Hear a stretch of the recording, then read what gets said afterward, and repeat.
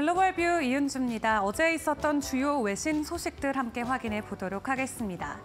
첫 번째 소식으로 머스크의 스페이스 X 먼저 확인해 보도록 할 텐데요. 전 세계가 주목하면서 기다렸지만 결과적으로는 실패했습니다. 자세한 내용 확인해 보죠. 일론 머스크가 이끄는 우주기업 스페이스X의 스타쉽 우주선의 첫 지구궤도 시험 비행이 결과적으로는 실패로 돌아갔습니다. 이륙하고 나서 4분 만에 비행 중에서 결국 폭발하게 됐는데요. 원래대로라면 3분가량 지났을 때 전체 2단 발사체 아래 부분인 슈퍼 헤비 로켓이 분리되고 궤도 비행을 시작해야 했지만 알 수 없는 원인으로 공중에서 폭발한 것으로 확인되고 있습니다. 하지만 머스크는 여전히 긍정적인 입장을 내비치고 있습니다. 직후 트위터를 통해서 바로 몇 달 뒤에 다시 도전할 것이다라고 이야기를 했는데요. 그리고 스페이스 X팀의 흥미로운 시험 비행 발사를 축하한다라고 축하의 말을 전하기도 했습니다.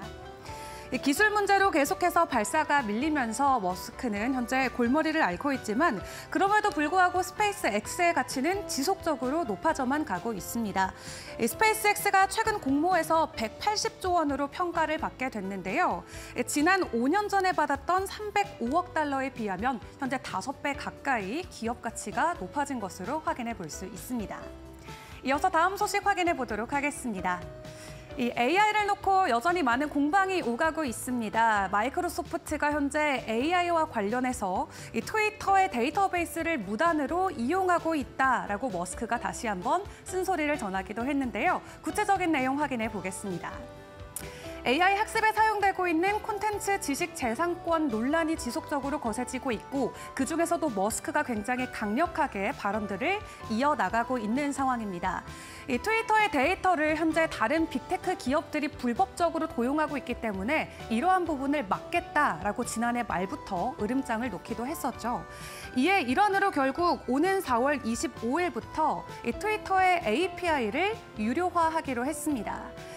그렇기 때문에 마이크로소프트는 현재 트위터에서 본인들의 광고를 모두 내리겠다라고 이야기를 한 상황인데요. 뿐만 아니라 어제 레딧 같은 경우도 이 AI 학습을 위해서 자사 데이터를 무단으로 사용하지 못하도록 API를 유료화로 진행하겠다라고 밝힌 바 있습니다. 올해 무서운 상승 여력을 보여주고 있는 AI 프로젝트들이지만 가장 중요한 데이터가 유료화로 전환되게 된다면 결국 막대한 비용을 지불할 수밖에 없을 것으로 보여지는데요. 이런 부분들이 AI의 발목을 잡게 될지 조금 더 분위기를 지켜보시죠. 이어서 다음 소식 확인해 보도록 하겠습니다. 네, 폭스바겐이 미국 전기차 보조금을 받게 됐습니다. 현재 세계가 모두 주목하고 있는 부분이 될 것 같은데요.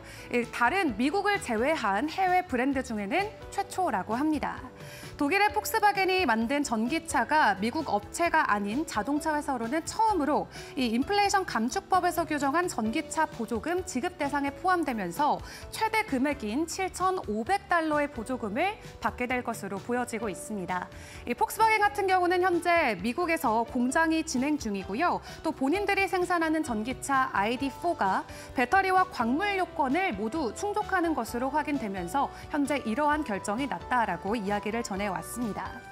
앞서 미국 정부는 인플레이션 감축법의 세부 지침에 따라서 최대 7,500달러 보조금을 지급하는 16개 전기차 차종을 발표한 바 있는데요. 기존의 북미산 조립 요건만 맞추면 모두 보조금 대상에 오를 수 있었지만 올해는 엄격해진 배터리 요건까지 맞춰야 되기 때문에 대상 차종이 크게 줄은 바 있습니다. 그렇기 때문에 우리나라의 현대차와 기아 같은 경우도 현재 조건이 충족되지 못해서 명단에 최종적으로는 오르지 못했는데요. 뿐만 아니라 북미에는 공장을 운영하고 있지만 배터리 부분과 관련돼서 조건이 맞지 않은 일본의 닛산 같은 경우도 명단에서 제외되며 전반적으로는 대상이 축소된 상황입니다. 그럼에도 불구하고 첫 해외차 브랜드 보조금 지원 사례가 나온 만큼 또 우리가 취해가야 될 부분들은 어떤 것들이 있는지 지켜봐야 될 것 같습니다. 이어서 마지막 소식 확인해 보도록 하겠습니다.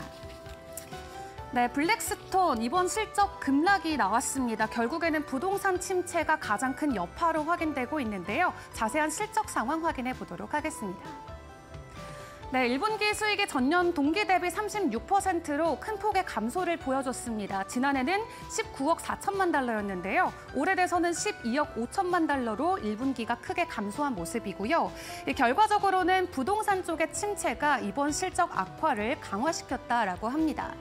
그럼에도 불구하고 주당 순이익은 97센트로 평균 추정치는 상회한 수준이라고 하는데요. 블랙스톤은 주력 부동산 소득 신탁의 환매 고심에서 11월부터 매달 펀드 분기별 순자산 가치의 5%로 투자자 인출을 차단할 수 있는 권리를 행사하고 있기도 합니다. 지속적인 높은 이자뿐만 아니라 경기 침체에 대한 두려움, 그리고 코로나19 이후의 상황까지 겹쳐지면서 부동산 관련주들의 움직임 지속적으로 악화되고 있는 상황입니다.